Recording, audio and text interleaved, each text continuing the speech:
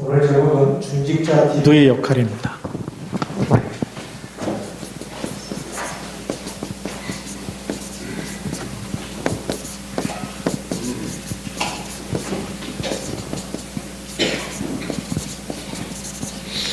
우리 복음 가진 한 사람만 있으면 현장에 살고 교회가 살게 되어 있습니다. 왜냐하면 언약을 잡고 있으면 하나님은 뭘 이루시죠? 언약을 성취하시고 언약을 이루시는 하나님. 하나님은 불신앙 갖고 있으면 응답을 안 하시지만 언약을 잡고 있으면 하나님의 언약은 하나님이 이루신 줄 믿습니다. 그래서 우리 서론에서 중직자가 누구냐? 하나님이 주시는 언약을 붙잡고 언약을 전달하는 사람이죠. 그 사람이 중직자입니다. 성경에 보니까 유월절 언약을 모세가 백성들에게 다 찾아다니면서 말할 시간이 없어요. 왜냐하면 신학자들의 말에 의하면 출애굽하는데 몇만 명이 나오냐면 한 60여만 명이 나옵니다.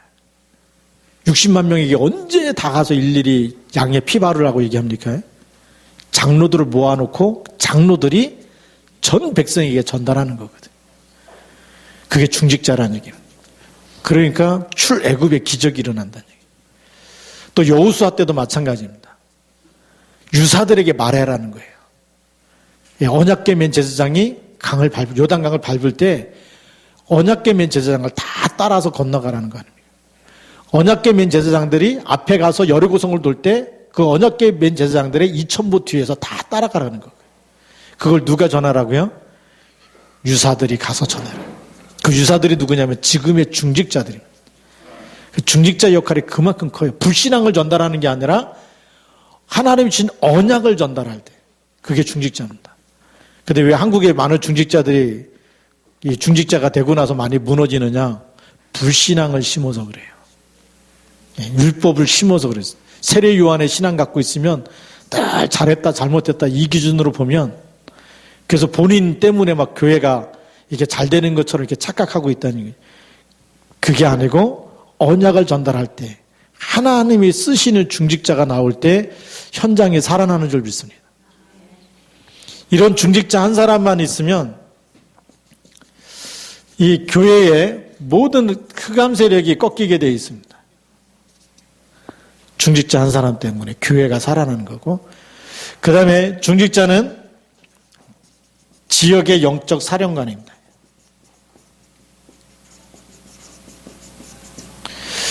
영적 사령관이라는 얘기 뭐냐면 언약을 잡고 기도하고 있으면 그걸 언약 기도라 그러죠.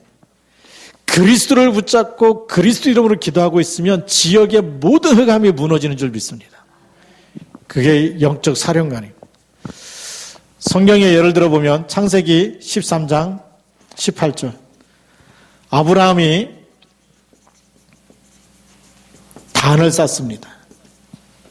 단을 쌓고 피 제사를 드리는 거죠. 단에다가 올려놓고 언약을 잡고 단을 쌓고 하나님께 예배 드릴 때 어떤 일이 일어나느냐?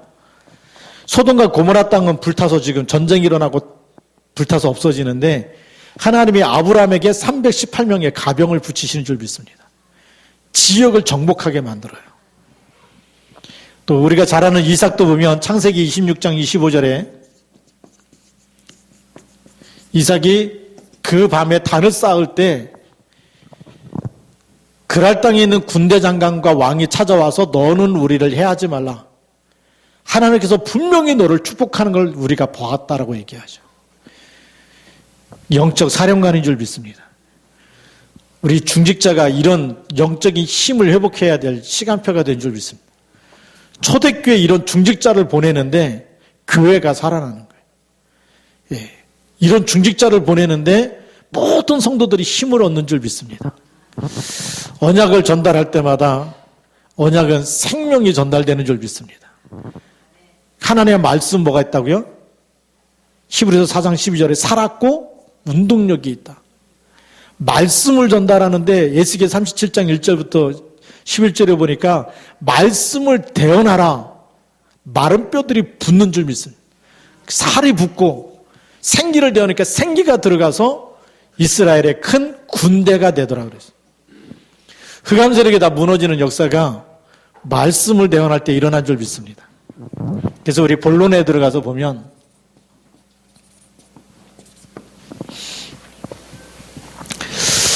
우리 오늘 읽었던 말씀에 디도가 누군지 바울이 소개하는데 23절을 보시기 바랍니다. 디도로 말하면 디도로 소개하죠. 누구 동료라고요? 나의 동료다. 그리고 너희를 위한 나의 동력자다.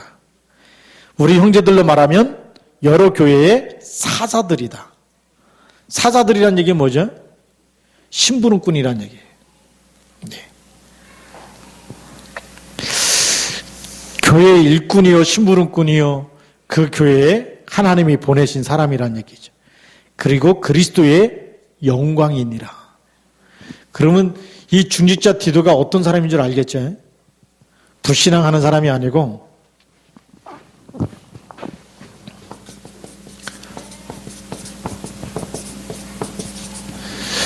디도에 대한 소개가 나옵니다. 바울이 이 디도는 나의 동료다. 동료란 얘기는 뭐죠? 지금 말로 하면 프렌드, 친구란 얘기입니다. 뭐가 통하는 친구예요? 하나님이 주신 미션이 통하는, 기도가 통하고 메시지가 통하고 하나님의 뜻과 계획과 세계복음화, 로마복음화가 통하는 그게 친구잖아요. 친구를 만났는데 제일 안 통하는 친구를 뭐라 그래요? 말귀를 얘기하면 동문서답하는 친구 만나면 친구라 그래요? 아니면 꼴통이라 그럽니까? 너무 안 통하면 꼴통이라 그러거든요. 근데 나중에 너 어디 가서 내 친구라고 말도 하지 말라 그러잖아요. 너 나 아는 척 하지 말라 그러죠. 너무 안 통하면 나중에 너 나 아는 척 하지 말고, 너 같은 학교 나왔다고 말하지 말고, 왜요? 하도 꼴통 짓을 하면 그렇게 얘기하거든요. 근데 너무 잘 통하면 뭐죠? 정말 이 중마고우라고 얘기하지 않습니까? 바울이 지금 디도가 그만큼 잘 통하는 나의 동료라는 거예요. 그럼 뭐가 통했냐면 하나님의 소원이 통하고요. 이 언약이 통하고 기도가 통하고 그렇죠. 그리고 전도 선교가 통하는 친구죠. 이런 친구였다는 얘기예요. 여러분 중직자가 이런 친구 만들 수 있어야 되고 사귈 수 있어요. 내 주위에 누가 있어야 되죠? 뭘 좋아하느냐, 뭐 피자 좋아한다 이런 친구는 많잖아요. 그런데 같이 전도하자 이런 친구가 없다.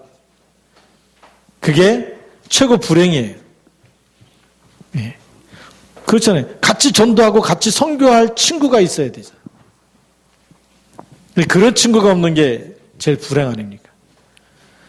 같이 밥을 먹을 수 있는 친구는 많은데 같이 기도할 친구가 없어요. 같이 예배드리고 같이 언약 잡고 같이 훈련받고 같이 세계복음화의 뜻을 둘 친구가 없다. 제일 불행한 거 아닙니까? 우리 다락방 하는 목사님들이 다 목 잘려갖고 나왔는데 불행하다고 생각한 사람이 한 사람도 없어요. 왜죠? 주는 그리스도 신앙 고백이 똑같은 거예요. 그리고 같이 전도하고 선교하는 게 너무나 똑같은 거예요. 너무 감사한 거 있죠. 제가 감리교에 있을 때는 목사님들 만나면 무슨 얘기하는지 아십니까? 오늘 점심을 개고기로 먹을 거냐, 먹는 얘기밖에 안 해요. 뭐가 몸에 좋으냐, 무슨. 근데 다락방 목사님들 만나면 현장 얘기하고 전도 얘기하고. 수준이 달라요. 제가 이렇게 복음 깨닫고 나서 이 복음 가지고 세계복음 와야 되는데 감리교 때 구역 예배 드리잖아요. 메시지 탁 주고 우리가 이렇게 하고 기도하고 하나님께 쓰임 받자고 해놓고 예배 끝나면 뭔 얘기예요? 2부 순서는 딴 얘기예요. 먹을 거 갖고 나오고 뭐 그러면 접시가 이쁘면 이 접시는 어디서 사야 되냐, 뭐 이거 어디서 세일하냐, 참 이쁘다 뭐. 말씀 포럼이 없고 기도 포럼이 없어요. 그러면 되돌아오면서 얼마나 씁쓸하겠습니까? 복음이 통하는 친구가 없을 때, 제자가 없다면 예배는 드리고 오는데 마음이 허전한 거예요.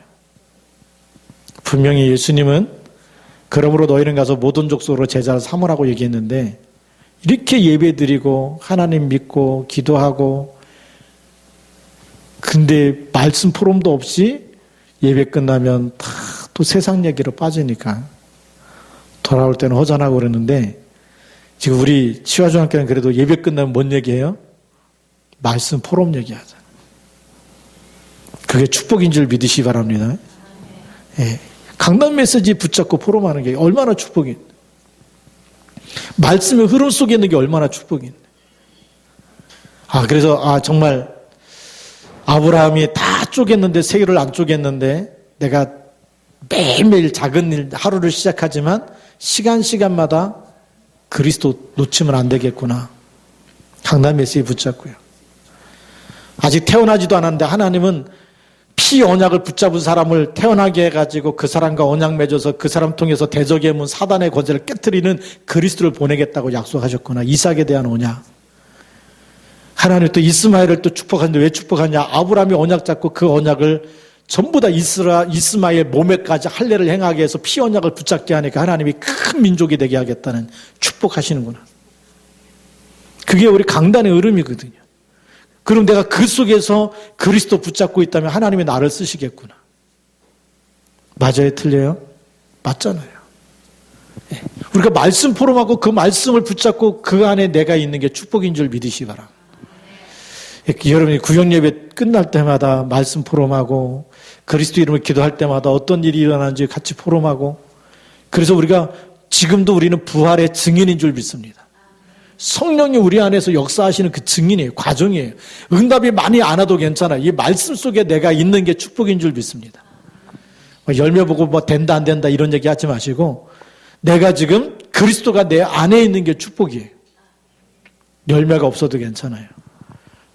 초대교회 로마 복음화 되는데 300년 이상 걸렸거든요. 그 안에 많은 사람들이 순교당했어요. 열매가 없어도 그래도 예수는 그리스도십니다. 그래도 주는 그리스도입니다. 예수 믿다가 언제 잡혀갈지 몰라요. 언제 죽을지 몰라요. 그래도 임마누엘로 행복한 거예요.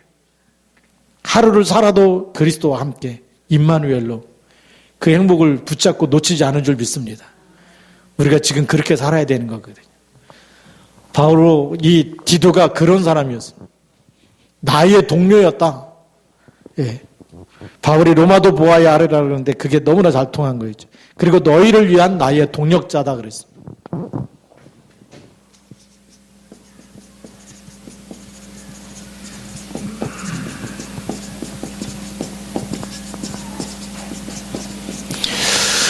이 너희를 위한 나의 동력자란 얘기죠. 그래서 디도를 보냈다는 겁니다. 같이 하나님의 일을 바울과 똑같은 이 복음을 누리면서 이 복음을 전달하는 사역자인데 너희에게 보낸 내가 갈 일을 디도가 대신하고 있는 동역자라는 거. 예. 그게 우리가 지금 다락방에서 제자 찾아야 되는 이유가 그겁니다. 여러분들이 갈 곳이 너무 많기 때문에 제자 찾아서 제자를 보내야 되거든요.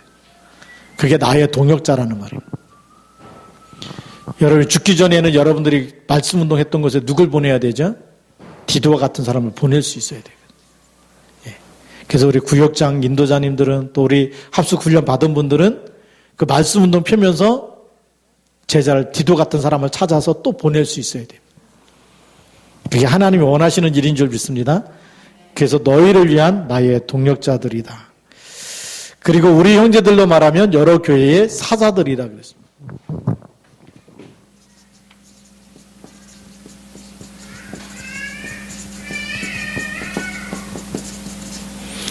이 라이온이 아닙니다.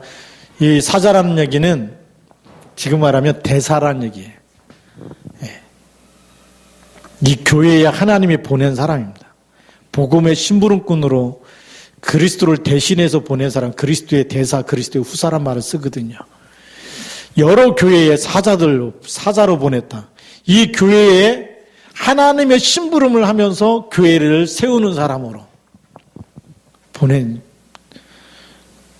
지금 같으면 이제 우리 노회장 그러고 옛날에는 감독 이렇게 얘기하거든요. 예. 그 말이 디도가 그런 사람으로 영적인 서밋이기 때문에 그 모든 교회에 일어나는 영적 문제를 답을 주고 말씀으로 치유해 주고 힘을 주는 사람으로 보냈다는 얘기거든요. 그게 중직자입니다. 그래서 중직자는 이 여러 교회에 힘을 주는 사람, 치유하는 사람, 정말 복음으로 답을 주는 사람입니다. 그게 디도였습니다. 그러면서 그리스도의 영광이니라 그랬습니다. 네 번째로는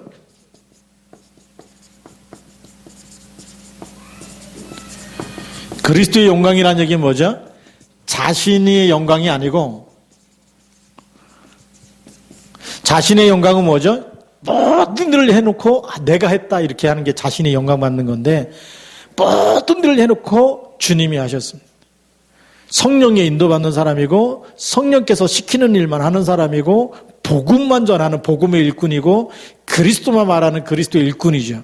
그래서 일어나는 모든 응답을 누구께 영광 돌려요? 그리스도께 영광을 돌리는 사람. 그만큼 복음으로 완전 각인 뿌리 체질된 사람이죠. 복음으로 각인이 되고 뿌리가 되고 체질이 되면 나의 영광이라고 얘기하잖아요. 내가 헌신했고 이거는 내가 했고 내 이름을 드러내지 않아요. 여기 이렇게 되어졌기 때문에 그리스도의 영광이라고 얘기하는 거예요. 무슨 일을 시키든지 간에 아무리 그 사람 훌륭하게 일을 잘해내도 주님이 하셨습니다. 주님께 영광을 돌리고 하나님께 영광을 돌리는 사람. 예. 그런 중직자가 나와야 시기와 다툼이 없어지는 거거든요. 그렇잖아요. 이렇게 해야지만 흑암이 무너지는 거예요. 성공해놓고도 누가요? 하나님이 주시는 힘으로 했습니다. 예. 성공해놓고도 하나님께 영광을 돌리는 그게 진짜 그리스도의 제자고 그게 진짜 복음 가지고 있는 중직자입니다. 그렇잖아요. 교회를 건축으로 해놓고도 내가 했다 그래야 돼? 아니면 주님이 주신 힘을 했다 그래야 돼? 그게 정상적인 믿음 갖고 있는 사람. 사단은요. 네가 했다고 해라. 네 이름을 드러내라 이렇게 하죠. 제가 어릴 때 보니까 교회 건축 헌금하는데 다 뭐 금반지 뭐 목걸이 뭐 다 해갖고 하라 그러거든요. 그 사람들의 이름을 막 벽돌에 막 새기게. 절간에 가보셨으니까 기와장 하나에가 이름 새겨요. 거기는요 하나님의 영광이 아니에요. 자기의 이름을 드러내는 거예요. 우리 교회는 이것도 누가 기증했는데 이름이 없어요. 기증자라는 이름이. 왜 없어요? 하나님 앞에서 상급받으라고. 여기다가 누가 했습니다 써놓으면 이미 영광을 받아버렸기 때문에 하늘나라 가면 상이 없다 그러잖아요. 그렇죠? 여기는 그 전자피아노도 어떤 분이 기증하셨는데 개척할 때 기증하셨는데 이름이 없어요. 한 세대가 지나면 누가 했는지 모를 정도로. 성가대실에 있는 피아노도 집사님 한 분이 기증하신 거거든요. 기증자 이름이 없어요.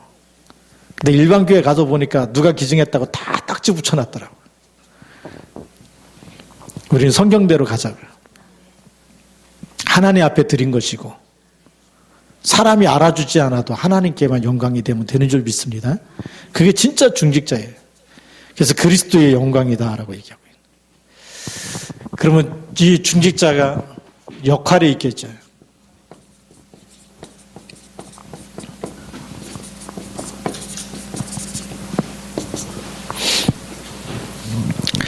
성경에서부터 보니까 모세 때도 뭐냐 언약을 전달하는 심부름꾼입니다.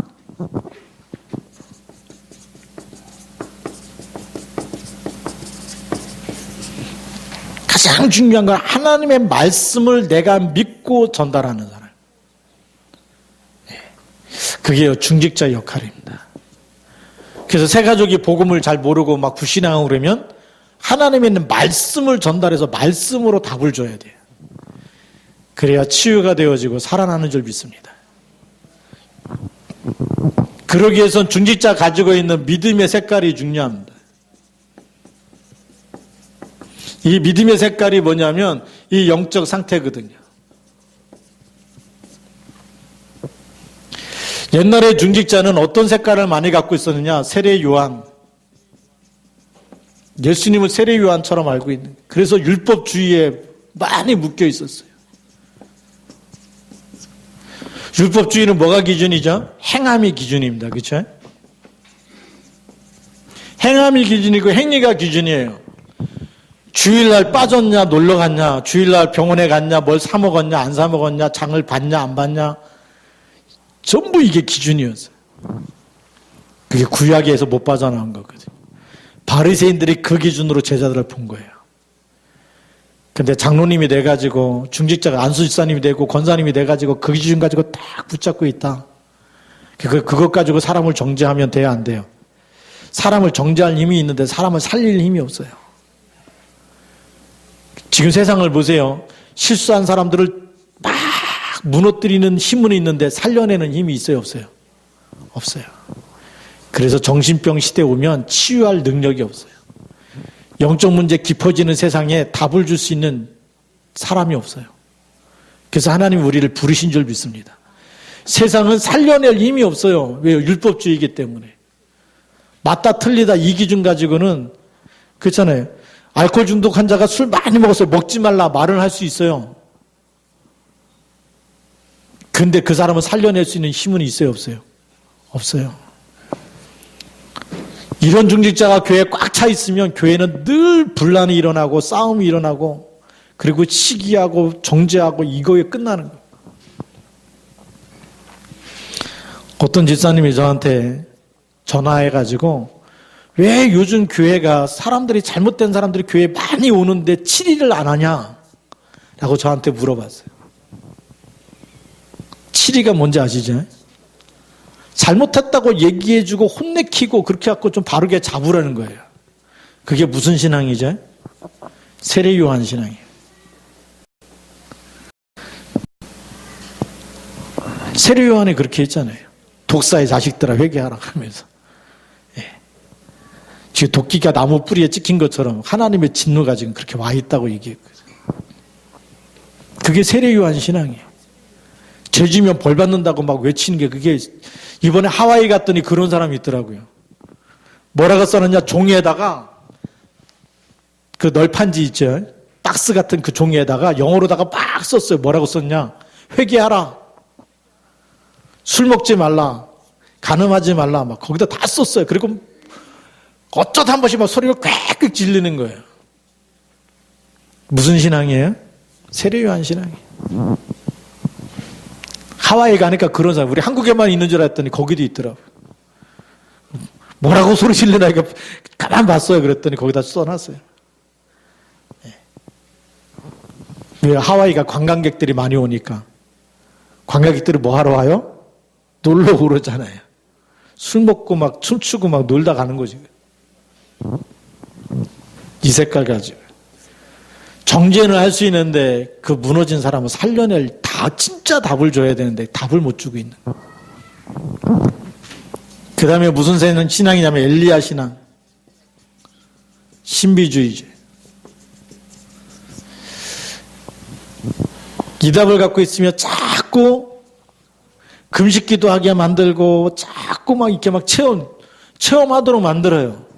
언약이 성취되도록 언약 붙잡고 말씀 성취돼서 말씀이 하나님이구나 이걸 체험하고 정말 그리스도 이름 부르면 되는구나를 체험해야 되는데 눈물이 나야 은혜가 돼. 자꾸 체험해야지만 되는 몸으로 찬송 부르다가도 눈물이 안 나면 이 교회는 은혜가 없다니 막 이러면 안 되잖아요. 그럼 한번 보십시오.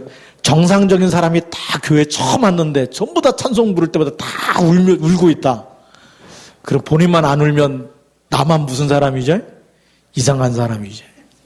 다 우는데 혼자 안 울고 있으면. 다 방언기도 하는데 혼자만 못하고 있으면 나만 이상한 사람이에요. 그렇죠? 그러겠어요? 안 그러겠어요? 정상적인 사람은 정상적으로 믿어야 되거든요. 예수님을 맨정신으로 영접해야 됩니까? 혼미한 정신으로 영접해야 됩니까? 맨정신으로 영접하는 게 정상적인 사람이에요. 사람하고 얘기할 때 눈 딱 쳐다보면서 조용하게 이렇게 서로 소통하는 게 정상적인 사람이죠. 얘기할 때마다 너 보고 싶어 죽을 뻔했다고 맨날 만날 때마다 그러면서 울면서 얘기하면 비정상적인 사람입니다.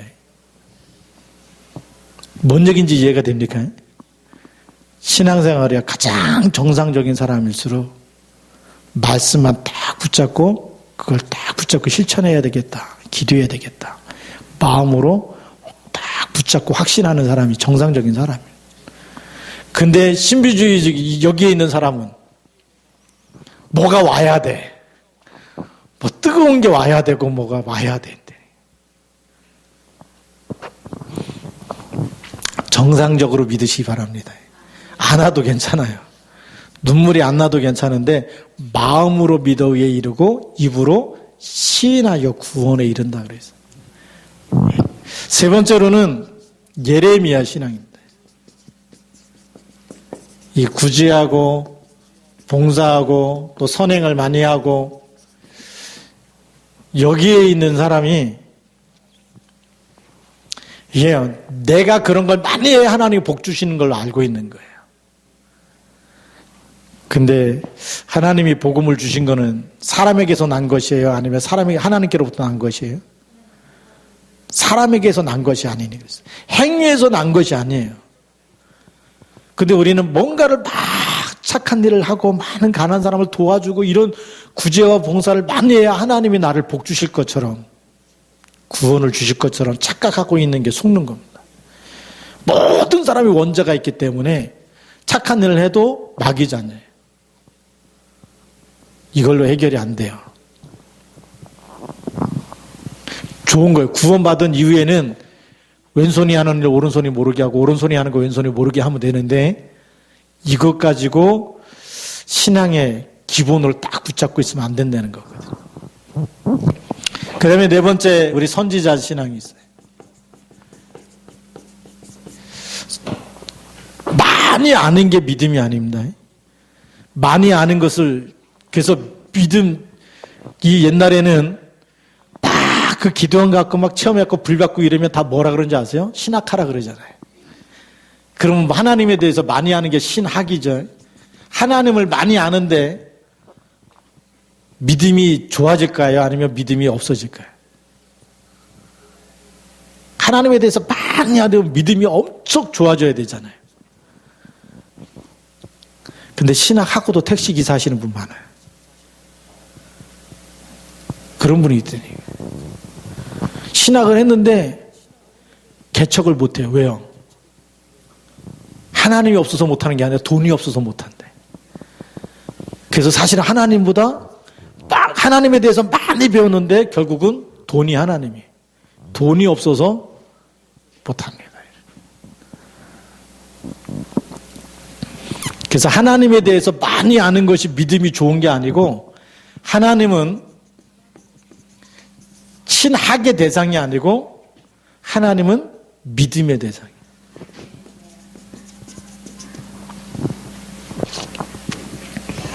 성경에 보니까 요한복음 14장 1절에 뭐라고 되어 있냐면 너희는 마음에 근심하지 말라. 하나님을 믿으니 또 나를 믿으라. 하나님의 일은 하나님이 보내신 나를 믿는 것이다. 성경에 그렇게 되어 있죠. 하나님이 보내신 나를 믿는 것이 그게 진짜 믿음이라는 거예요. 그리스도를 안 믿고 하나님을 안 믿고 성경은 많이 아는데 요 성경 몇 장 몇 절 그러면 딱 나오는데 하나님을 안 믿고 그 문제 터지면 맨날 염려하고 근심하고 있다. 그럼 요한복음 14장 1절부터 안 믿는 거잖아요. 너희는 마음에 근심하지 말라. 근데 근심하고 있으면 믿는 거야, 안 믿는 거야? 그래서 무너지는 거예요. 성경책은 몇 번 읽었다고 얘기하는데 믿음이 없네. 제가 신학생 때인데 어떤 집사님이 와가지고 제 옆구리를 뚝 찔르더니 성경 몇 번 통독했어요 그러더라고요.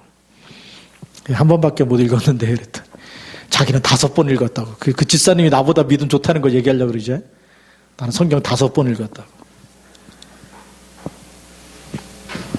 성경을 많이 읽는 것도 중요한데 믿지 않고 읽어버리면 그게 자랑이. 성경을 쓴 사람도 많아요.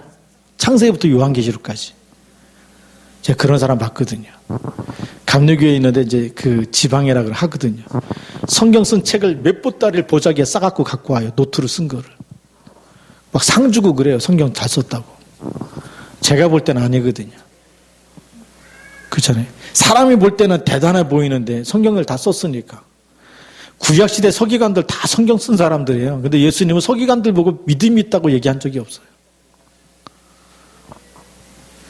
그리스도를 믿는 것이 진짜 믿음인 줄 믿습니다.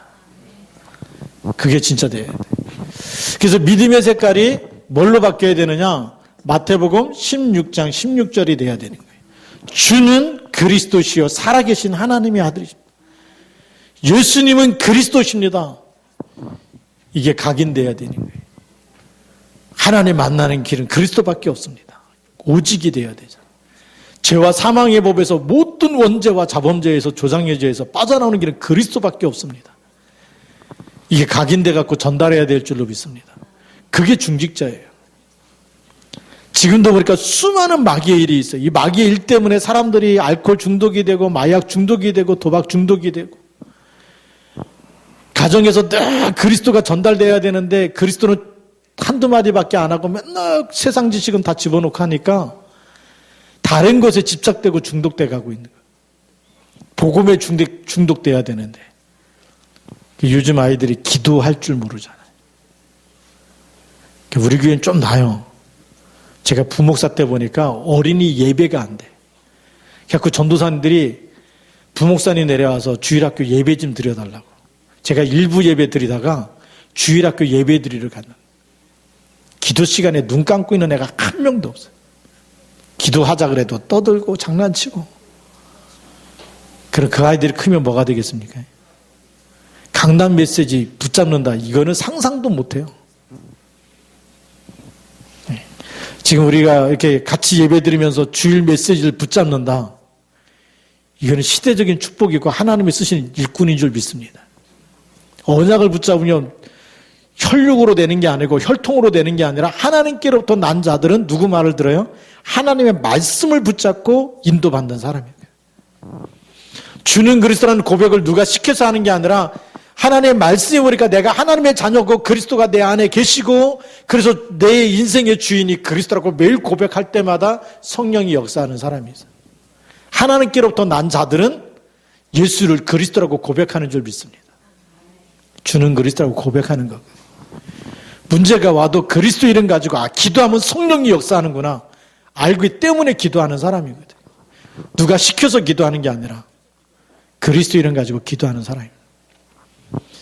이런 사람이 나올 때 현장에 진짜 복음에 담난 사람이 가면 하나님 나라가 임하는 줄 믿습니다.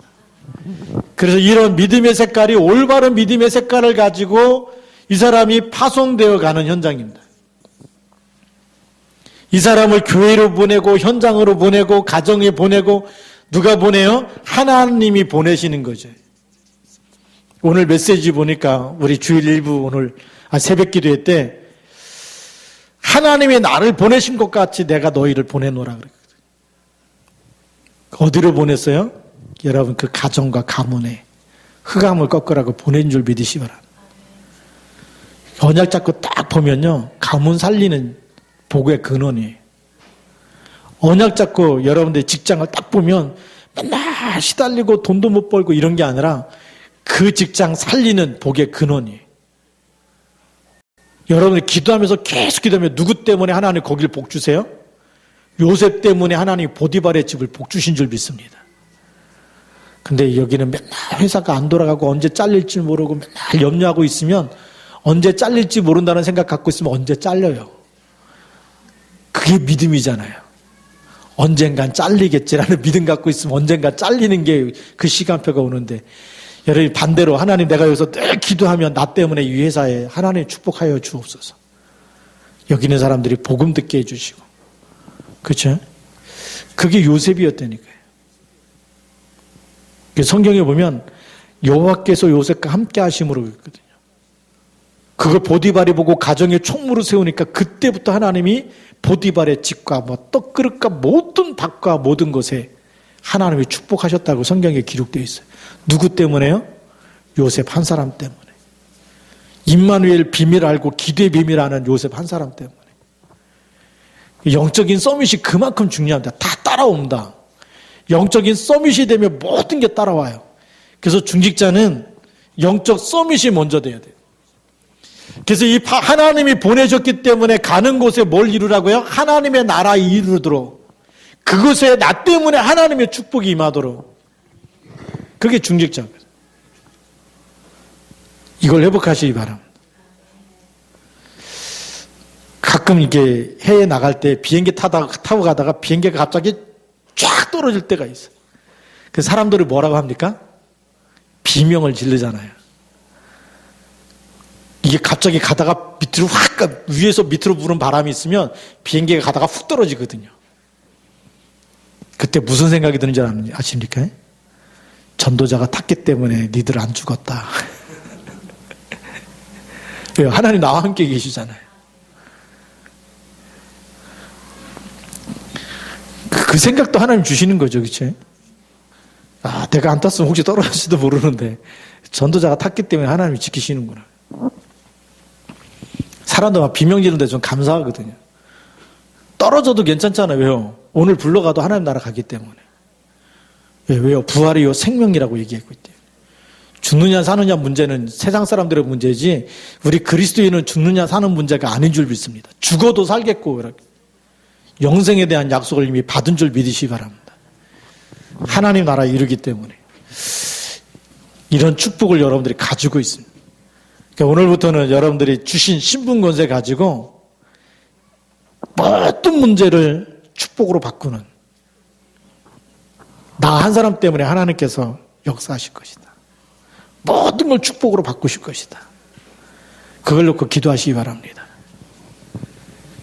이걸 놓고 기도하셔야 돼요. 성경에 보면 뭐라고 되냐? 너희는 먼저 그의 나라와 그의 의를 구하라.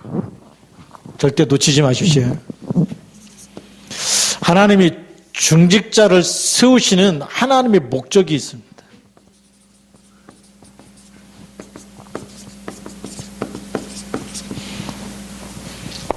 무엇을 먹을까, 무엇을 입을까, 무엇을 마실까? 이거는 다 누가 구하는 거라고요? 이방인. 이방인이 누굽니까? 언약이 없는 사람들은 늘 의식주 문제를 놓고 기도하는 거예요. 늘 병들면 고쳐달라고 기도하는 거예요. 그렇죠? 바울을 보니까 병 고쳐달라고 간절히 3번 기도했는데 고쳐졌어요? 안 고쳐졌어요? 그럼 바울이 시험 들었어요? 시험 안 들었어요? 오히려 내가 약할 때 강합니다. 그리스도의 능력이 내가 약할 때 내게 머물게 하는 거죠. 약하기 때문에 내 능력으로 안 되기 때문에 누구를 의지해요? 하나님을 의지할 수밖에 없어요. 그래서 그리스도의 능력이 항상 내게 머물게 되는 이 축복 가지고 로마복음 한 줄 믿으시기 바랍니다. 병든 게 축복이라고 얘기하잖아요. 그게 하나님의 계획이라고 얘기해요. 근데 이방인들은 이걸 놓고 이게 기도 제목이에요. 근데 진짜 신자와 제자는 하나님의 나라, 하나님의 의를 먼저 구하라고 얘기하고 있어요. 여기에 하나님의 뜻이 뭡니까? 나를 여기에 보내신 하나님의 뜻이 뭡니까? 이 사람하고 나하고 만나는 축복을 주셨는데 하나님 왜 만나게 하신지, 이 사람에 대한 하나님의 계획이 뭔지, 하나님이 오늘 예비해 놓은 사람이 맞는지, 하나님이 오늘 제자로 나한테 붙이는 사람이 맞는지 물어보고 기도하고 만나야 되잖아요. 기도하고 만나면 뭐가 전달되죠? 복음이 전달되는 거예요. 던져보는 거거든요. 예비됐는지 안 됐는지. 우리 금요일 날에 우리 김선원 선도님이 막 갑자기 병원에 입원했는데 수술하는 시간에 기다리면서 계속 무슨 기도했냐면 그 어머니에게 내가 무슨 말을 전달해야 될까? 계속 집중 기도하면서 딸한테는 내가 어떤 메시지를 전달해야 될까? 죽고 사는 게 문제가 아니잖아요. 그건 하나님의 손에 있는 거고 하나님이 이 시간에 여기 보는. 그래서 제가 계속 기도해서 하나님 사인을 주십시오. 그 어머니 복도에 이렇게 엘리베이터 앞에 가 있길래 가고 조용하게 또 언약 전달했거든요. 그 그리스도가 누군지 전달해야 되잖아요. 또 딸이 혼자 앉아있길래 또 옆에 가서 또 얘기했거든요. 우리가 복음을 전달하는 마지막 시간일 수가 있어요. 오늘 또 우리가 마지막 위로 예배가 마지막 시간일 수 있어요. 유가족들에게는. 어머니 돌아가시고 나서 두 번 다시 교회 안 올 수도 있어요. 마지막 시간에 어떤 메시지를 전해야 될 것인가. 그렇잖아요. 하나님의 소리를 알아듣는다 그러면 최고의 축복을 누리는 시간이고, 하나님의 소리를 못 알아듣는다, 이게 저주의 시간이거든요. 흑암이 무너지도록 기도하고 가야 될 줄로 믿습니다. 그래서 우리는요, 모든 장례식이 캠프가 돼야 되는 거예요. 산 사람의, 산자의 하나님이기 때문에 산 사람 살려야 될 거 아니겠습니까? 그러니까 이런 하나님의 계획을 알면 원네스 돼서 같이 움직여야 되거든요. 언약 잡은 사람들이 움직이면 뭐가 이루어진다고요? 흑암 권세가 무너지는 시간인 줄 믿습니다. 옛날 장례식은 저 사람이 나중에 우리 부모님 돌아가실 때 올 건가 안 올 건가 그 계산하면서 가잖아요. 그래 안 그래요? 세상 사람들은 계산한다니까요. 우리 자녀들 결혼식 때 올 건지 안 올 건지 봐가면서 부주할까 말까 고민하고 갈지 말지 결정하고, 장례식 때도 우리 부모님이 돌아갈 때 올 사람인가 안 올 사람인가 다 계산해갖고 안 올 사람 같다 그러면 안 가잖아요. 우리는 그 수준이 아니라니까요. 언약 잡은 그리스도를 아는 사람이 가면 흑암이 무너지는 거다. 그죠? 목사님 메시지 전할 때 같이 기도하면서 메시지 듣고 흑암 꺾으면서 전달되게 해달라고 기도하고 같이 메시지 붙잡고 할 때 흑암이 무너지는 줄 믿습니다. 우리는요, 이것 때문에 움직여야 돼. 이것 때문에 먹고 살고 이것 때문에 움직이는 거거든요.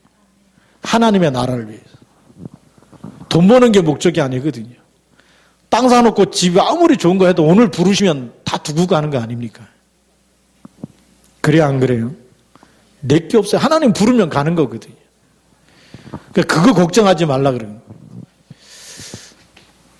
그의 나라와 그의 일을 위해서.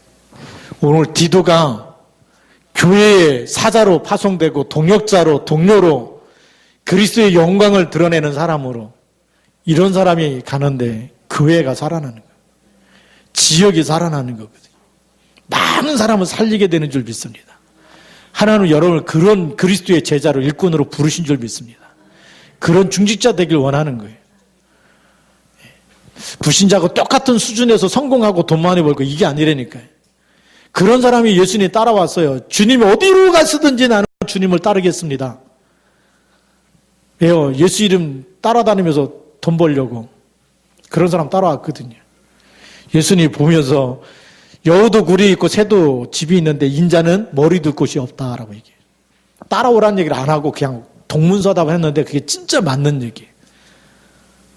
동기를 버리라는 거거든요.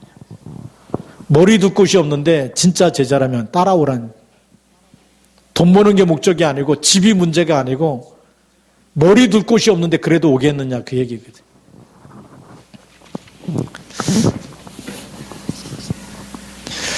우리의 목적은 어디 있냐면 마태복음 28장 16절부터 20절에 있습니다. 그러므로 너희는 가서 모든 족속으로 뭘 삼으라고요? 제사 삼으라. 왜 이 교회에 보내느냐? 고린도 교회에. 고린도 교회가 지금 이 믿음의 색깔이 자꾸만 없어져가는, 그리스도가 희미해져 가고 있어요. 벨리알과 그리스도를 어떻게 일치가 되려 우상 숭배하고 있어요. 이방인의 제사하는 것은 귀신에게 하는 것이에요. 왜 귀신에게 제사 드리고 있고 귀신에게 지냈던 음식 고기를 먹어야 되냐 말아야 되냐, 제사 음식 먹어야 되냐 말아야 되냐, 이 어린아이 같은 신앙에 묶여 있거든요. 모든 음식은 누가 주신 거예요? 하나님 주신 거예요. 제사 드린 음식 먹어도 돼요? 안 돼요? 먹으면 지옥 가요? 그것도 하나님 주신 걸로 믿으면 되지. 귀신이 있어요? 하나님이 있어요? 사단의 머리를 깨뜨리신 그리스도가 이겨요? 아니면 귀신이 이겨요? 그리스도 이름으로 기도하고 먹으면 아무것도 문제가 안 된다, 그 얘기거든요. 근데 귀신한테 제사 때는 음식 먹고 귀신 들릴까 봐 무서워가지고 지금 어린아이 있어요. 어린아이 벌벌벌벌 떨고 있다니까. 우상 앞에 지금 제 집에서 계속 제사 드렸는데 제사 안 드리면 또 교회는 다니는데 또 뭐 조상신이 어떻게 할까 봐. 그 수준 가지고 안 되기 때문에 디도 보낸 거 아닙니까? 우리가 믿고 있는 그리스도가 그렇게 막 귀신한테 떨고 있어야 될 존재가 아니라는 거예요. 사망 권세 이겼고 마귀의 머리를 깨뜨리신 분이 여러분 안에 있는 줄 믿으시기 바랍니다. 이 축복을 누리셔야 될 줄 믿습니다. 그렇잖아요. 그걸 우리가 현장에서도 누리시기 바랍니다. 저는 옛날에 장례 직장 가면 장례 음식 잘 안 먹었어요.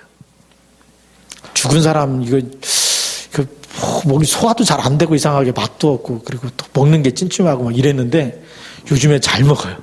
복음 깨닫고 나서 예, 문제가 문제 아니잖아요. 모든 정복하는 신분 것에 주신 줄 믿습니다. 그리스도 이름으로 그 집안에 흑암 다 꺾어놓고 다 살리고 잘 먹고 예, 괜찮은 줄 믿으시기 바랍니다. 염려 또 해가지고 이거 이런 데서 먹으면 또 누가 죽었는데 이거 뭐 밥맛이 있느니 없느니 그 생각하는 것 자체가 불신앙이. 그리스도 이름으로 왔기 때문에 정말 그 후손들이 그리스도를 알게 해주시고 우리가 그렇게 기도하시기 바랍니다. 우리가 오늘도 생각을 바꿔야 돼요. 이 세상에 속한 생각을 다 버리고 언약 딱 붙잡고 우리가 응답받길 바랍니다. 같이 한번 1분만 기도합시다. 1분만. 하나님, 중직자 디도가 쓰임받은 것처럼 하나님 이 시대에 복음의 일꾼으로 써주시옵소서. 가는 곳마다 기도의 파수꾼으로 가는 곳마다 모든 흑암 권세가 무너지며 하나님 나라가 정말 임하도록 내 기도 속에 현장에 살게 하시고 만나는 사람들이 살게 하시고 하나님 나라가 임하게 달라 같이 기도합니다. 살아계신 하나님 아버지 감사합니다. 성령으로 역사해 주셔서 주 예수 그리스도 이름으로 가는 모든 곳에 흑암 권세가 무너지게 하여 주시고 사단의 권세가 무너지게 하여 주시고 하나님의 온전한 뜻과 계획이 성취되도록 인도하여 주옵소서. 하나님께서 중직자 디도를 쓰신 것처럼 이 시대에 하나님 저희들을 통해서 이 땅의 모든 저주와 재앙을 막으며 하나님이 쓰시는 일꾼으로 세울 수 있도록 인도하여 주시옵소서. 성령의 충만함을 주시옵소서. 하나님의 손에 함께하여 주시옵소서. 예수가 그리스도인 증거를 주시옵소서. 강단 메시지를 붙잡고 기도할 때마다 말씀이 성취되게 하여 주시옵소서. 주 예수 그리스도 이름으로 그 능력의 그 원능의 속결 역사를 주 믿사고 감사를 드립니다. 하나님 함께하여 주옵소서. 하나님 아버지 감사합니다. 우리 복음 가진 중직자로 세우시니 저희들이 가는 곳마다 흑암 권세가 무너지게 하여 주시고 한 주간 또한 또 부활하신 주님께서 함께 계시는 증거를 주옵시고 우리가 가는 것 아니고 하나님이 보내신 현장인 것을 보게 하시고 믿게 하여 주시고 그 현장에서 쓰임받게 하여 주옵소서. 예수님 이름으로 기도드립니다. 아멘.